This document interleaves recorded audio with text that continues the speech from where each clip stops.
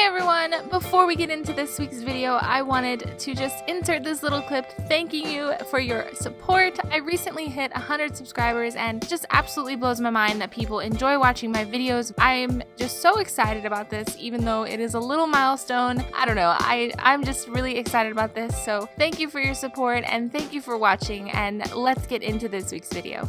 Hey everyone, it's Moxie and welcome back to my channel. I have been gone way too long, but I'm finally back, and in this week's video I'm going to be showing you how to make these DIY rustic industrial speaker stands. This project is another installment in my apartment furniture DIYs, and after you gather all the pieces, it really is just about assembly, and there's a very minimal project-based portion of this DIY, so it's super easy and it came together so nice. So let's just get right to the video.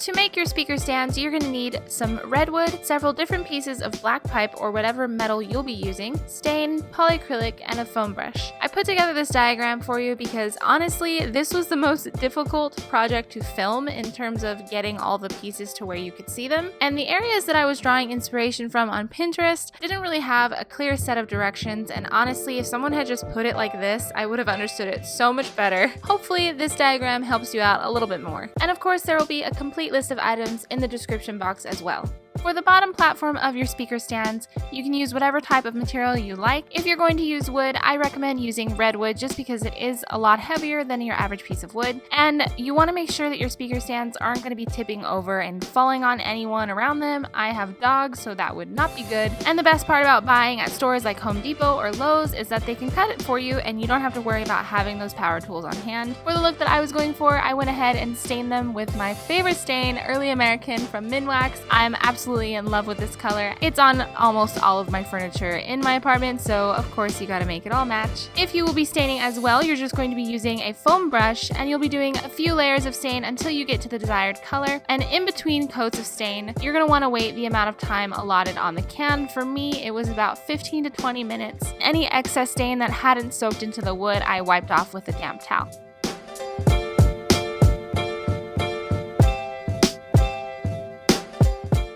Once your stain has had a thorough amount of time to dry, you can move on to a layer of polyacrylic. This is completely optional. I tend to seal almost everything I stain with polyacrylic. It seals everything in and it seems to give it a much more professional look.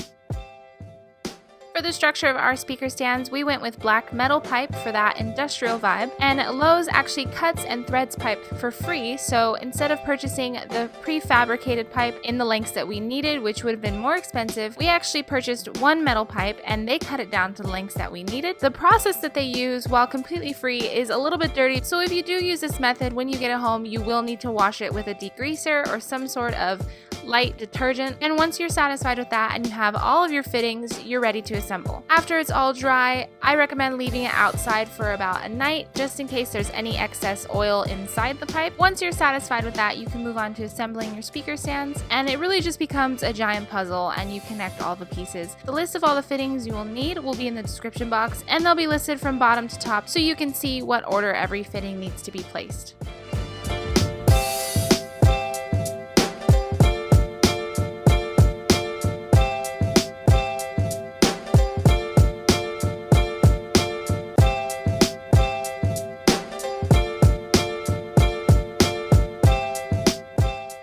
Step, you'll see me using a different size piece that we ended up going with due to the size of our speakers. Now, depending on your speakers and how they attach, how the wires attach to them, the size of each fitting may differ when you get to that portion of this project. We learned that the hard way and had to go back to the store for a longer piece, but other than that, it was a really simple fix and it wasn't anything detrimental to the whole project. After you have everything assembled, you can now attach it to your redwood base. For this portion of the project, we did a rough measurement of what was the center. We mainly just wanted them to be even with each other.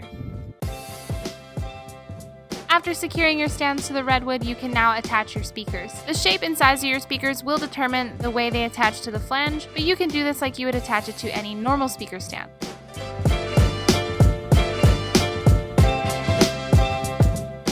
And using a string with a heavy object like a ring or a keychain, we use it to fish our wire through the metal pipe so that our wires are now concealed, which is my favorite part. And And just like that, you have your very own industrial speaker stands that are so much more unique than any type of speaker stand you're going to find in the store or online, and especially at a much better price point. We made 2 of them and they came out to be about $40 a piece. This was a major steal, and of course, every project I do becomes my new favorite DIY. As always, don't forget to like this video and subscribe to my channel for more DIYs and crafts. Also, don't forget to follow me on Instagram and Twitter if you'd like to keep up with anything that's going on in my day-to-day life. Until next time, I'll see you guys next weekend. Bye!